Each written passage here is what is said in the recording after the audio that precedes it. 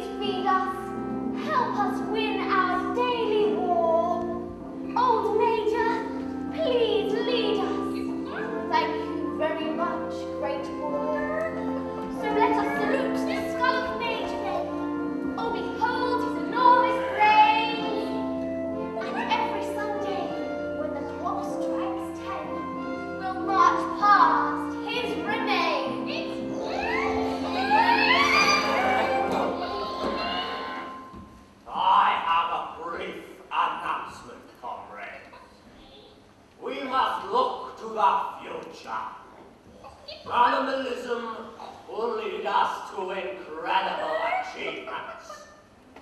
We're going to build a windmill.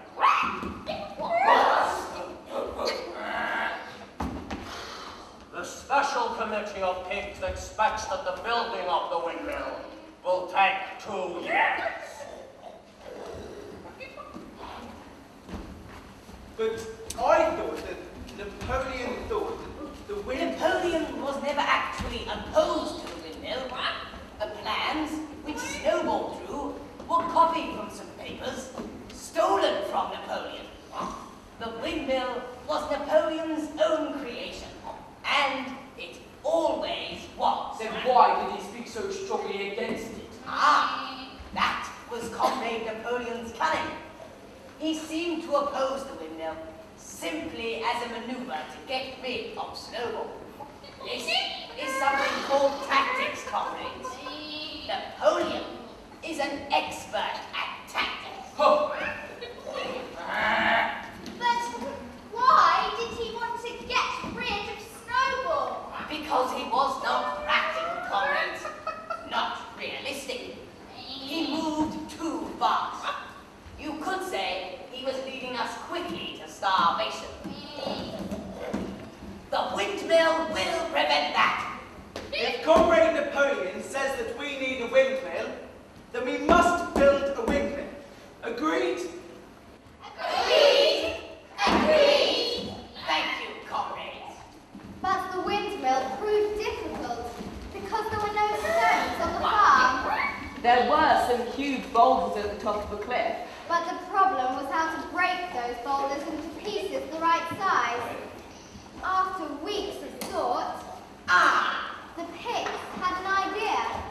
We will shove these huge boulders over the edge of the cliff and smash them using the force of gravity.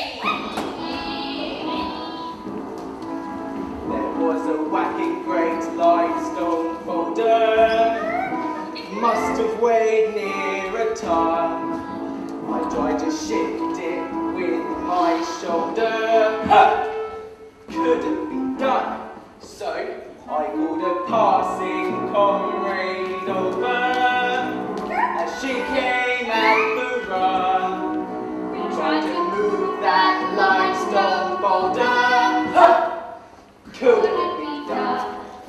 We appealed to the sheep committee, called up the ghost brigade, and the chickens and the geese to shoot and rock. But it just stayed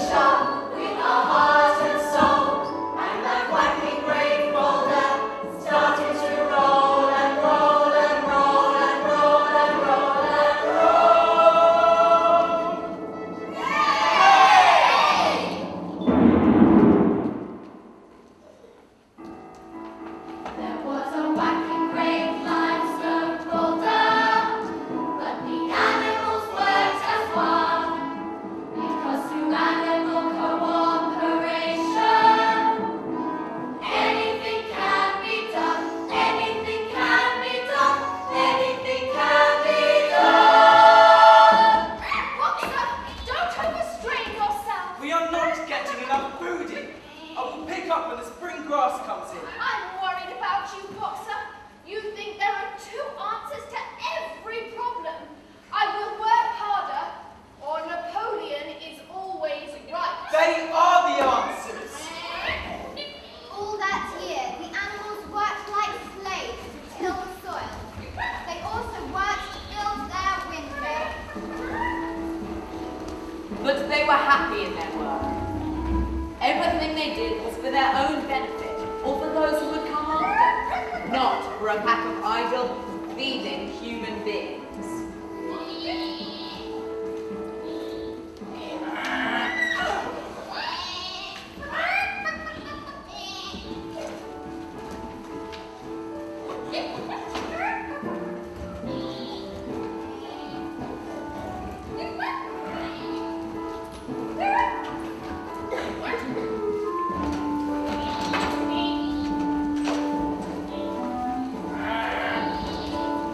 Comrades! From now on, there will be work on Sunday afternoon. This work is, of course, strictly voluntary, but any animal who absents himself from it must expect to have his rations reduced by half. Furthermore, I have decided upon a new policy. From now on, Animal Farm will engage in trade with neighboring farms. Comrade Napoleon, will you repeat that? Animal Farm will engage in trade with neighboring farms. This is, of course, not for any commercial purpose. We need money to buy materials which are urgently necessary. Tools, paraffin oil, string, and dog biscuits. If you need money later to buy a dynamo for the windmill, for instance, it will have to be obtained through the sale of eggs. There is always a market for eggs in the country. What? What about our chicks? Americans should welcome this sacrifice as their own special contribution to the building of the windmill. Great leader, we represent the young pigs, and we must object. These were among the earliest resolutions passed after Mr. Jones was expelled. 1, never to have any dealing with human beings. 2, never to engage in trade. 3, Never to make use of money. Are you certain this isn't something you have just dreamed, comrades? Have you any record of these resolutions? They written down anyway. I remember them. We all remember them. Comrade Snowball always taught us not to behave like men. Yes, that's right.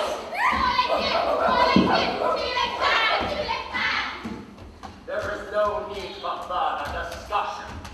I have recognized necessity.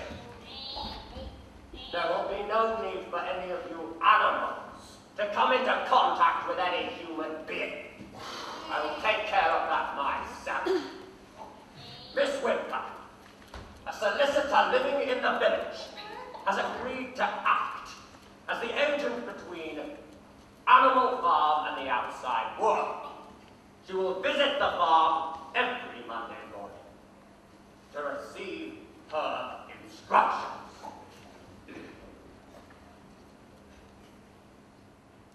Long live Animal Farm! long live Animal Farm! Every Monday, Miss Wimper visited the farm.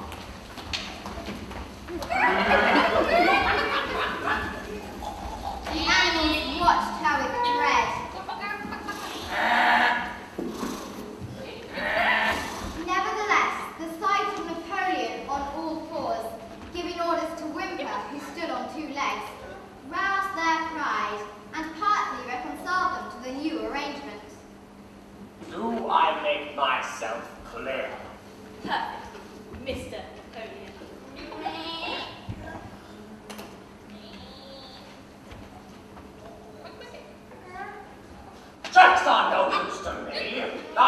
5-pound notes.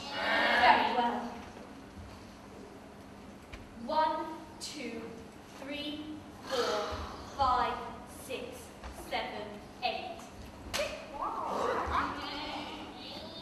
9, 10. That makes 50 pounds. 50 Thank you, Miss Wimper. It's been a real pleasure, Mr. Napoleon. It was about this time that the pigs suddenly moved into the farmhouse.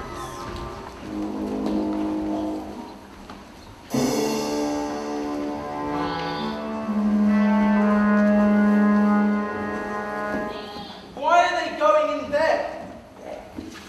It is absolutely necessary that the pigs, who are, after all, the brains of the farm, should have a quiet place to work in. It is also more suited to the dignity of the leader to live in a house than a mere sty. I hear that the pigs take their meals in the kitchen And use the drawing room to play in. and sleep in bed. Never! Comrade Napoleon is always right. I remember a definite ruling against beds. Muriel, read me the 4th commandment.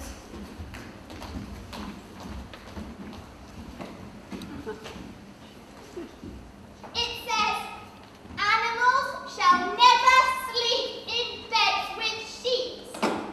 I don't remember the 4th commandment mentioning sheets. But it must have done. It's there on the wall. Comrades!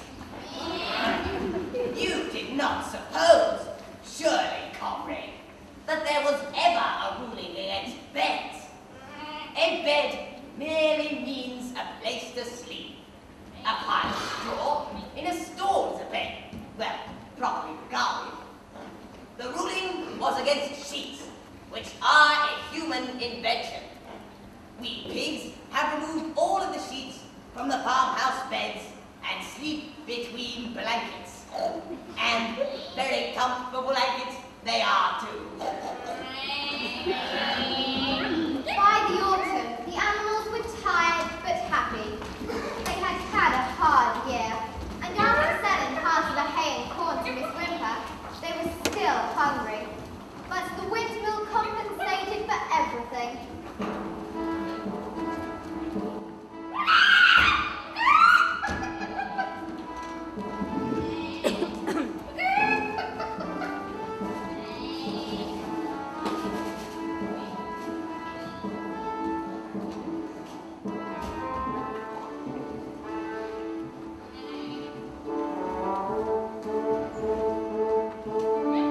We are working hard. We are building our windmill. Only old Benjamin refused to grow enthusiastic. Oh, windmills, electricity. The more you have, the more you want.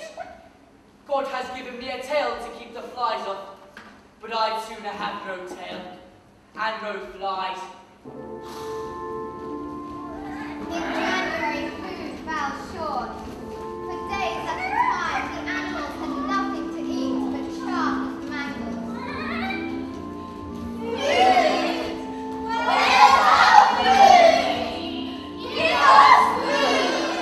Have you heard what the pigeons are saying? When we're really weak, Jones intends to bring 20 men all armed against us with guns. Starvation stared them in the face. But it was vitally necessary to hide that face from the outside world. Another 50 pounds for your very fine grain, Mr. Napoleon. Thank you, Miss Wimper. 1, 2, 3, 4, 5, 6, 7, 8, 9, 10. I hear rumours in the village that you're running short of food. Not so, Miss Wimper. Well, won't you sell me some more grain then, No. Mr. Napoleon? The animals must be fed and fed well. Very well. Goodbye, Miss Whimper. Cheerio, Mr. Napoleon.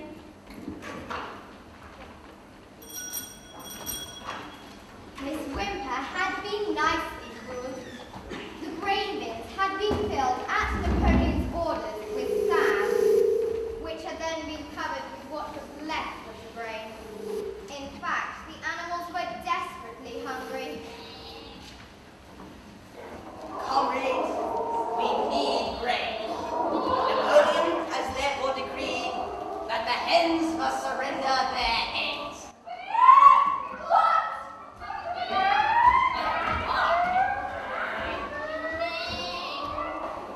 He has accepted, through the good offices of Whimper, a contract for 400 eggs a week.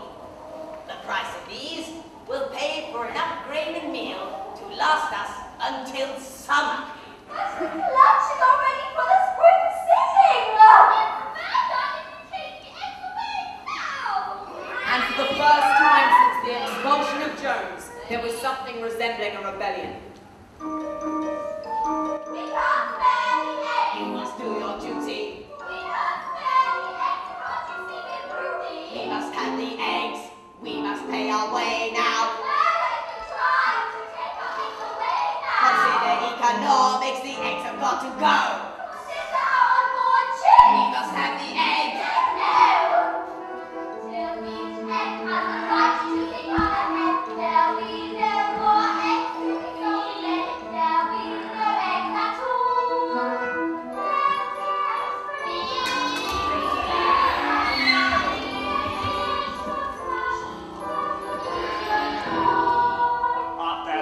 Comrades, it appears, has lost all sense of reason, and the reactionary acts are tantamount to treason. To bring them back to sanity and save them from self-slaughter, I order that the hens be deprived of food and water. For 5 days, the hens held out. Each egg has the right to become a hen. There'll be no eggs at all. Let the eggs rain down from the hen house sky. Let the eggshells smash. Let the good yolks dry.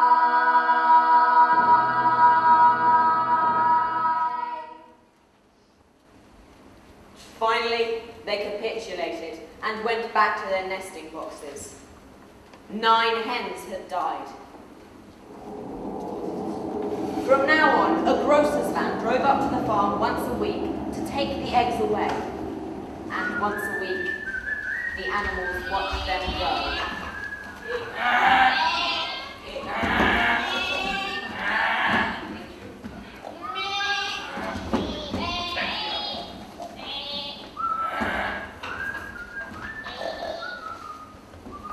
But still, they had no more to eat.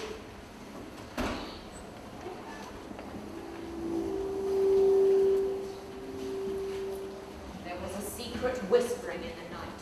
A whispering that Napoleon, like Snowball, was soon to be chased away. Who was to chase him? Where was Miss Whimper's money going? Why was there still no food? Morale was very low. Napoleon knew that he had to do something.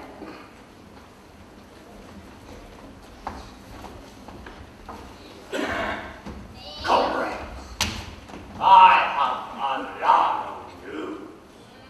Snowball is secretly frequenting the farm by night. He has stolen corn, upset the milk, trampled the seabed, gnawed the bark off the fruit trees. Did you notice that window that was broken last night? Did you notice the drain of the cow shed? It was blocked up. I will go further. I believe that the lost key of the store shed was filched by Snowball and thrown down the well. Any animal who can give evidence of Snowball's villainies will be rewarded with extra rations.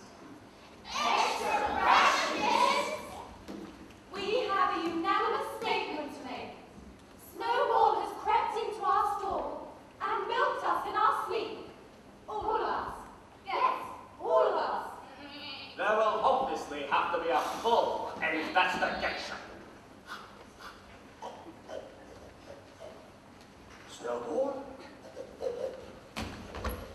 Snowball has been here. I can smell him distinctly. The animals were thoroughly frightened. It seemed to them that Snowball was an invisible influence who was everywhere. Comrades, the most terrible thing has been discovered. We had thought that Snowball's opposition to Comrade Napoleon had been caused by his vanity and ambition. But we were wrong, comrades. Snowball was in league with Jones from the very start. This has been proven by documents which have only just been discovered. To my mind, comrades, this explains a great deal. Did we not see for ourselves how he attempted to get us defeated and destroyed at the Battle of the Cowshed? He didn't. Snowball fought bravely at the Battle of the Cowshed. I saw him myself. We made him animal hero. First class immediately afterwards. That was our mistake, comrades. For we now know that in reality, he was trying to lure us to our doom.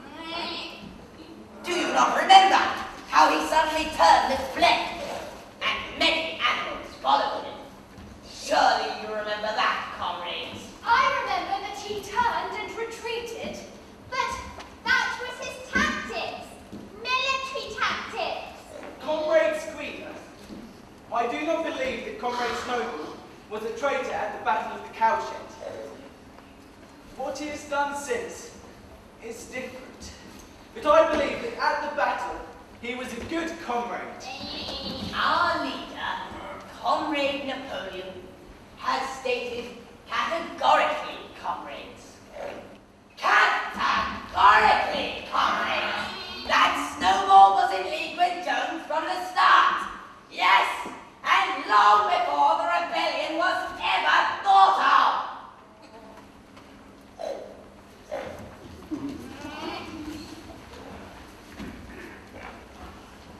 Napoleon says that. Yes, he does. Then that is different. If Napoleon says it, it must be right. There you are, comrades. There, you see the true spirit of animalism. What? Comrades, we have been wronged. When I capture Wimper, she will be torn apart by every animal on the farm and then boiled alive. The 5-pound notes are forgeries. Wimper have got the eggs for nothing. Death to Wimper! Death to Wimper! Death to Wimper! Let me give you a warning. Every animal on this farm must keep his eyes very wide open. We know that some of you are Snowball's secret agents. We know you are. We have sniffed you out, and we will hunt you down. 4 days later, Napoleon ordered all the animals to assemble.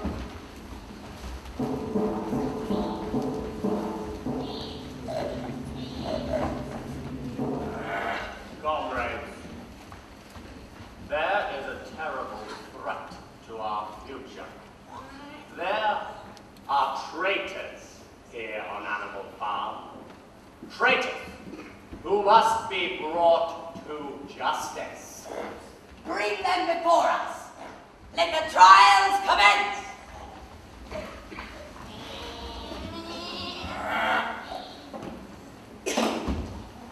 We represent the younger pigs.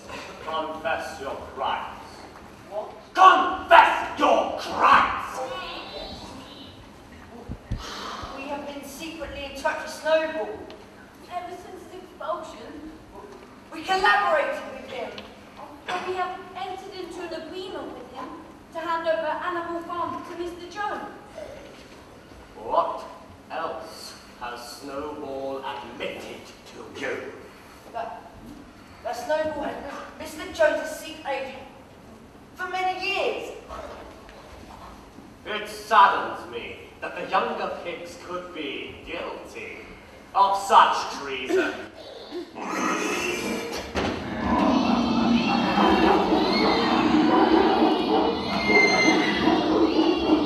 And you told us we would live if we kept back!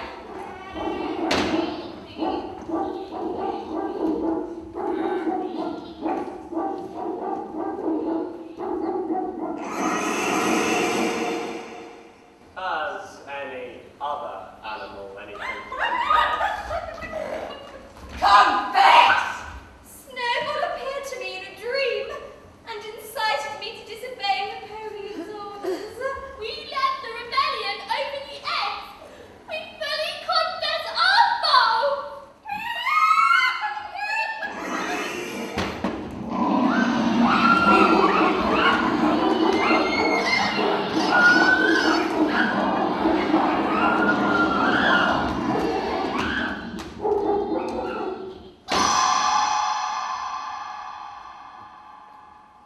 Next!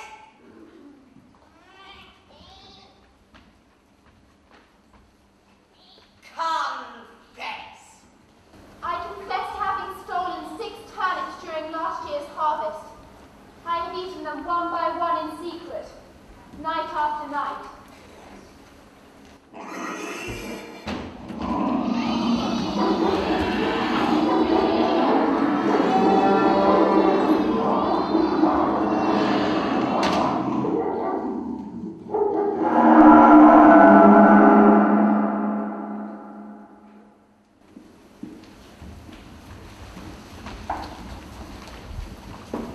The air was heavy with the smell of blood.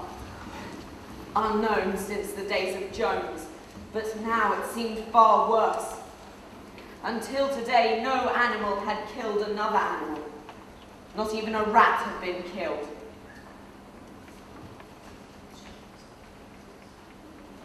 What are you going to do, Boxer?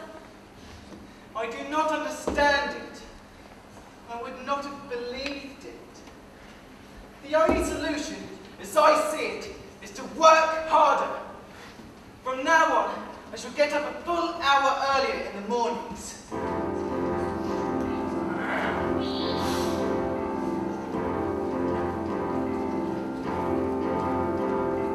Say what you think, but the best thing to think is nothing. That's excellent thinking. Eat what you like, but the best food you like is nothing. It's not on the ration. Do what you want, but the best thing to do is nothing. And mind how you do it. Go where you want, but the best place to go is nowhere. You might get permission. Obey them when they tell you what to do. You are nothing. Believe them when they tell you what is true. You are nothing. Keep your nose to the grindstone and your shoulder to the wheel. Listen when they tell you what to feel. And feel what you like, but the best thing to feel is nothing.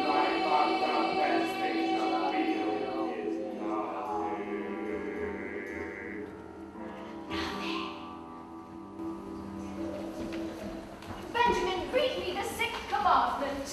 I refuse to meddle in such matters. Muriel, will you read it?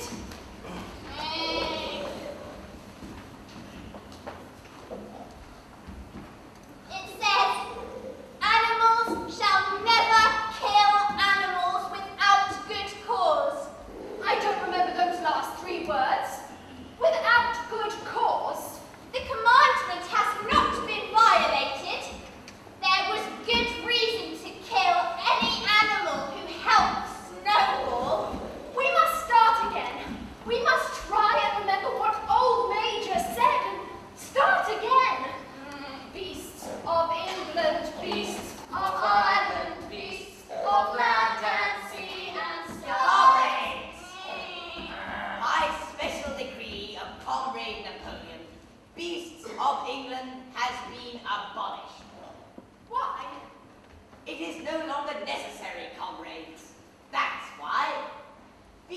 of England expressed our longing for a better society in the days to come.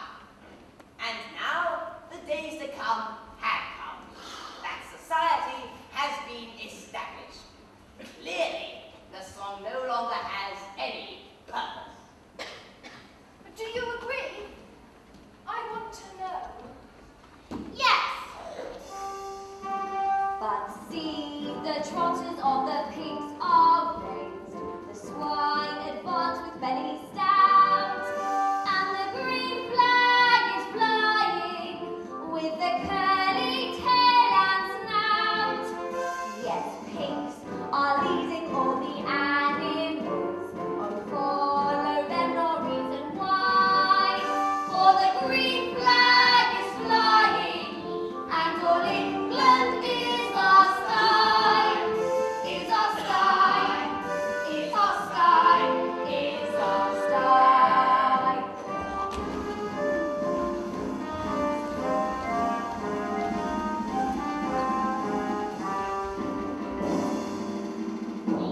Somehow or other, that song doesn't come up to beats of to what we used to sing. As the summer wore on, rumours of an impending attack grew stronger and stronger. It was harvest time. It was inexplicable that there was no food.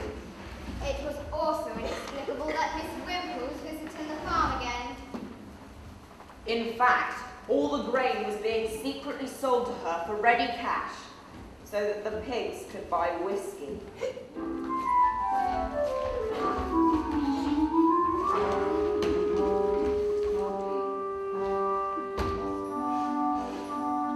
Animalism is a complicated business. Inflexible equality is unrealistic. La la la la la. Our system's successful, though with certain contradictions. The proof is in the pudding and big motive statistics. The production of every class of foodstuff has increased. Some by 200%, some by 300%, some by 500%. As the case might be, is this not a great achievement? But we're still hungry. What? Speak up, Benjamin. Let us hear your thoughts. I have no thoughts. Then look happy. Do you ever laugh, Benjamin? I see nothing to laugh about. But we want you to laugh, Benjamin. Go on. Laugh.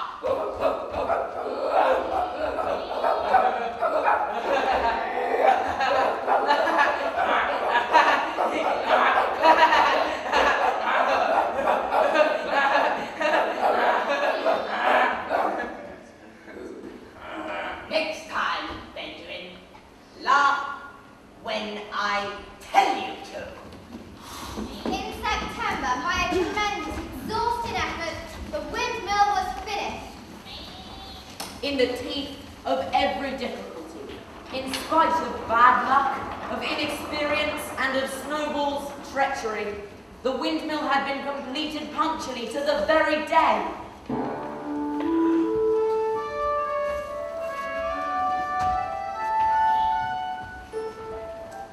Tired out but proud, the animals gazed at their masterpiece. May I personally congratulate each and every one of you on this incredible achievement. The bill will be named Napoleon Mill. Hip hip. Hooray! Hip hip. Hooray! Hip hip. Hooray! Comrades! Comrades! Comrades! I have a new poem. It is an ode to our father, Comrade Napoleon. It is entitled Comrade Napoleon. Friend of the fatherless, fountain of happiness, Lord of the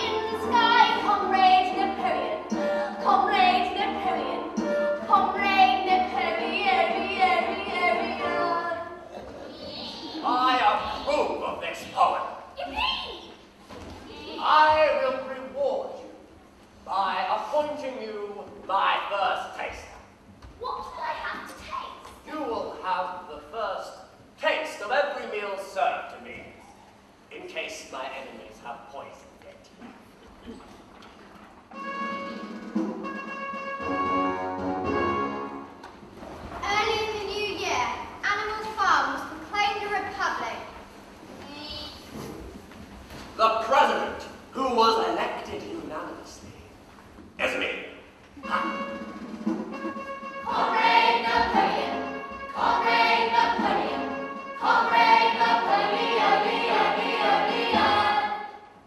That night, the sound of uproarious singing could be heard from the farmhouse. It's nothing good. It's not Friday. With the morning years and hay. The beats and bang the words shall be all the song.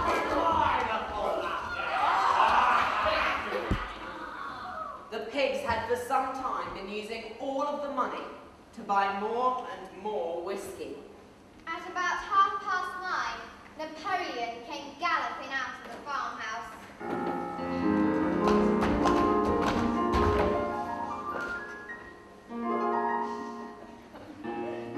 On the dusty day when I was born, I was not very big. In fact, of a litter of 17, I was the smallest bit. It was more of a slap than a birthday, and I came out back to front. I was last of the bunch when it came to lunch. Yes, I was the letter's runt. But runt has the fight for his share of the milk if he fancies staying alive. He'll kick out with his feet and cling on to that teat, and the runt may yet survive. And if that young runt grabs enough of the swill, then his bite will be worse than his grunt. And the piglet who once was the weakest of runts shall be the weakest of the bunch. And if that young runt grabs enough of the swill, then his bite will be worse than his grunt. And the piglet who once was the weakest of rats shall be the leader of the pack. Shall be the leader. Shall be the leader. Shall be the leader I have created.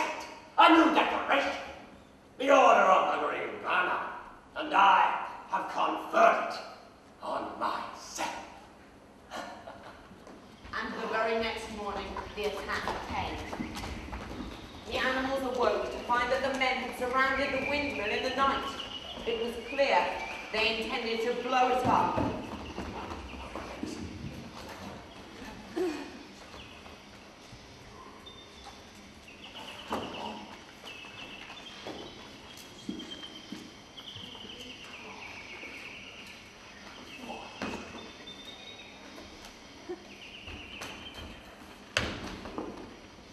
It's impossible! We built the walls far too thick for that, comrades! Courage!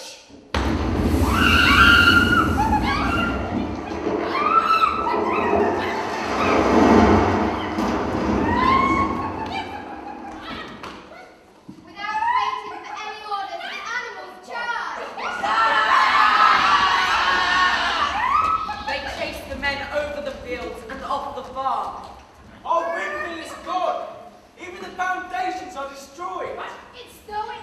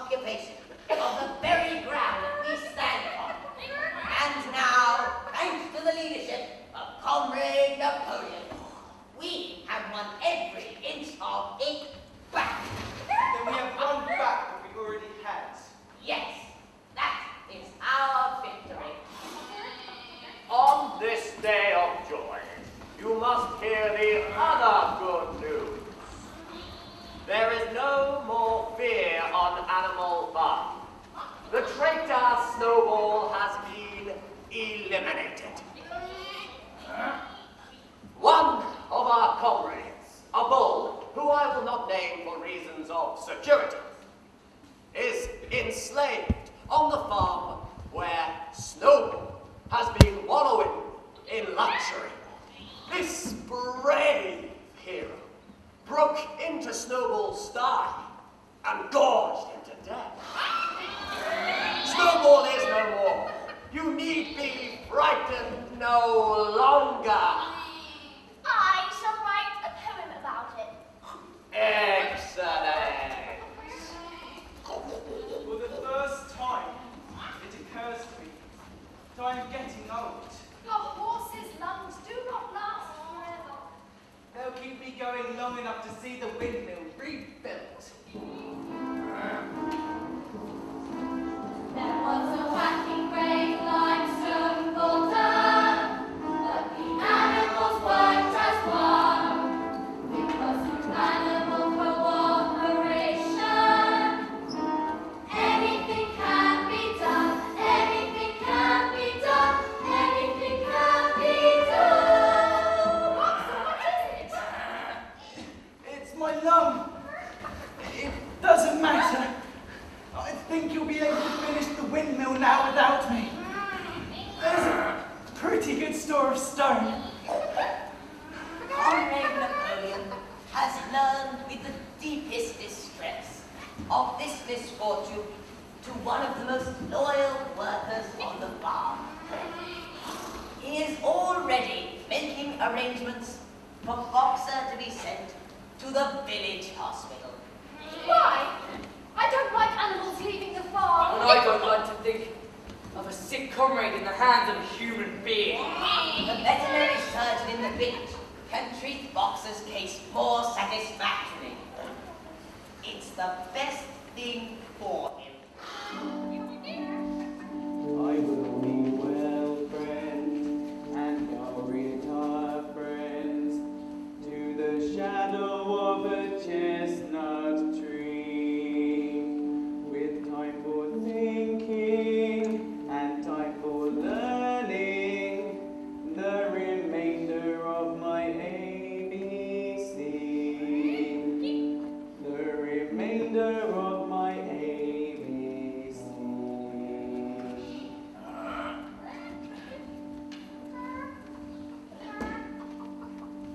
The next day, a horse-drawn van arrived to take Boxer away.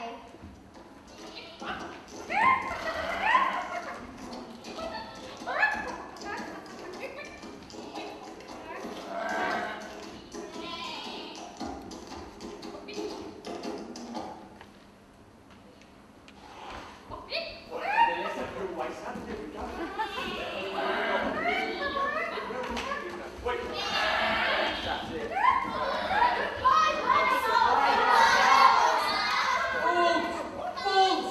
Can you not see what is written on that van?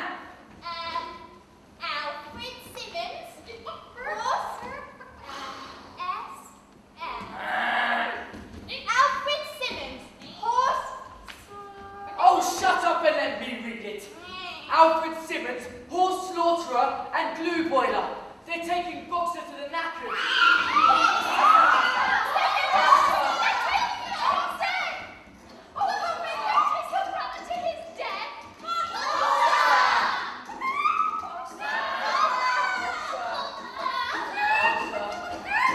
In a few moments, the sound of drumming hooves grew fainter and died away. 3 days later, Squealer made an announcement. It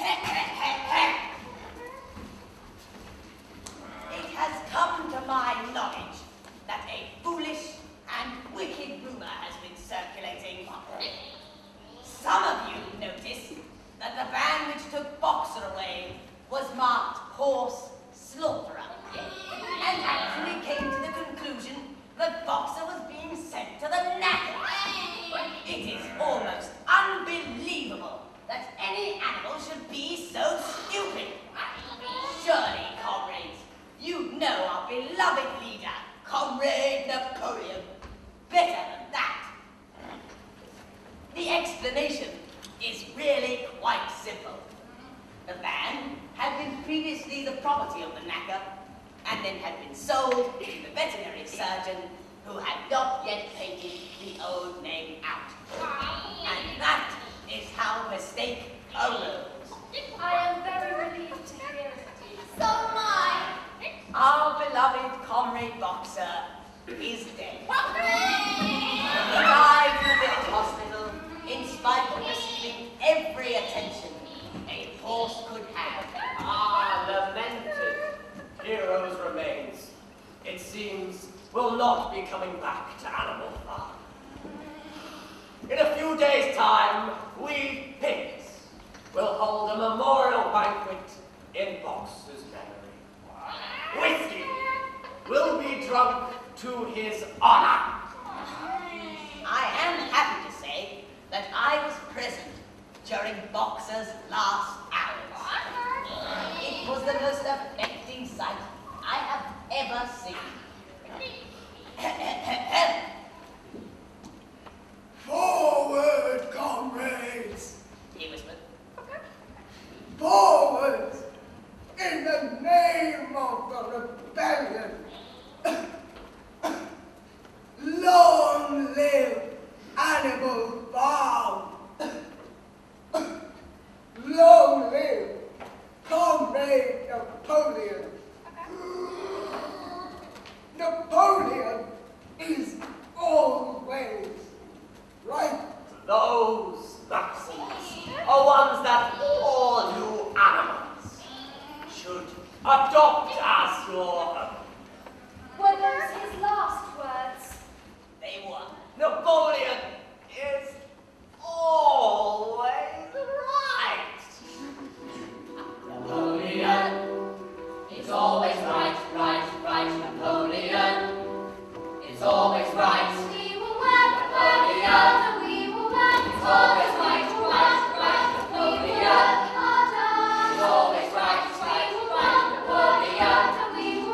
is always right, right, right. Napoleon is always right, right, right. Napoleon is always right, right, right. Napoleon is always right, right, right. Napoleon is always right, right, right. Napoleon is always right, right, right. Napoleon is always right, right, right. Years passed. Seasons came and went. Their short animal lives fled by. Jones was dead. He had died in a home for drunks in another part of the country. The farm was more prosperous now. The windmill had been successfully rebuilt at last. But it was not, after all, used for generating electrical power. It was hired out for milling corn to neighbouring farmers and brought in a great deal of money.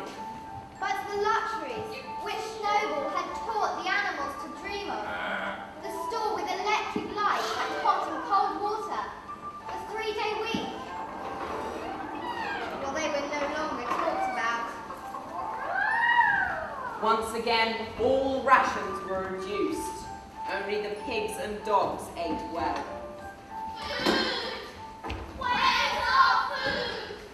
Give us food! However much things change, they always remain the same. On to the teeth we march along.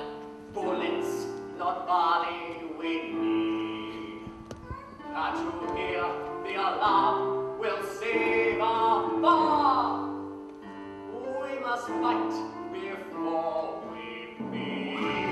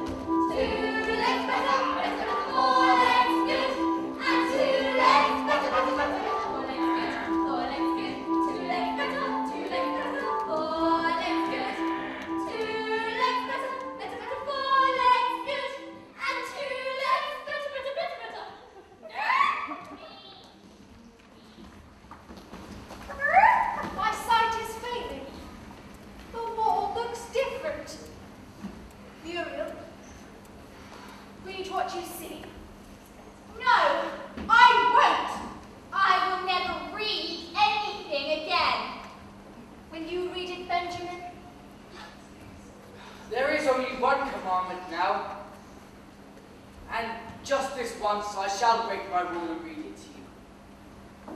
It says, all animals are equal, but some animals are more equal than others. The next day, a number of human visitors arrived at the farm. Well, let's hear this all. Young old man, Mr. Pilkington. A long time no see this.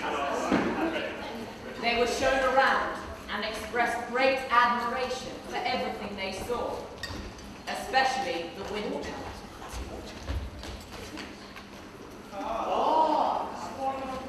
My own resign, yes. Well, gentlemen, there was a time when the existence of a farm owned and operated by pigs was somehow felt to be abnormal. But what do I and my friends find here today? Not only the most up-to-date methods, but an order and a discipline which should be an example to all farmers everywhere. I do believe indeed that the lower animals on Animal Farm do more work and receive less food than any animal in the country. I say well done. I too am happy that this period of misunderstanding is at an end. For a long time there were rumours, circulated I have reason to believe by some malignant enemy, that there was something subversive and even revolutionary on the outlook of myself and my colleagues. Nothing could be further from the truth. Our sole wish now and in the past is to live in peace and in normal business relations with our neighbors. Now, gentlemen, whiskey is served in the dining room. That night, bursts of laughter and loud music came from the farmhouse. Sweetheart, put that record on my night.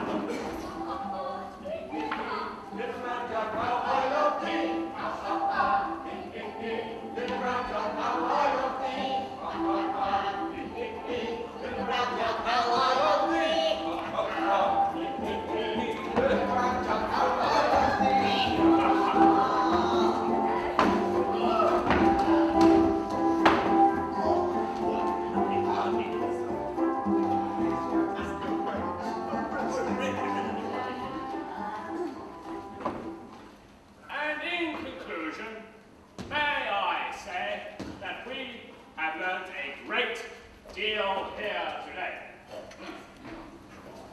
What could be happening in there now that for the first time animals and human beings were meeting on terms of equality? The other animals crept to the dining room window and peered and listened. Between pigs and human beings, there is not, and there need not be, any clash of interests whatever. Our struggles and our difficulties are the same. Is not the labour problem the same everywhere?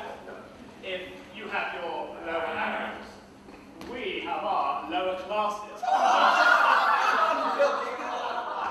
And now, gentlemen and lady, will you be upstanding? Gentlemen, I give you a toast to the prosperity of Animal Farm. Animal Farm! I have only one criticism to make of Mr. Pilkington's excellent and neighbourly speech. He referred throughout to Animal Farm. Mr. Pilkington do not know, for I am announcing it now for the first time, that the name Animal Farm has been abolished. Henceforth, the farm will be known Manor Farm. I believe that it is correct and original name. Gentlemen, I give you the same toast as before, but in a different form, to the prosperity of Manor Farm. More profit for fewer people. More power in fewer hands. More control of beast and human. Use every inch of land.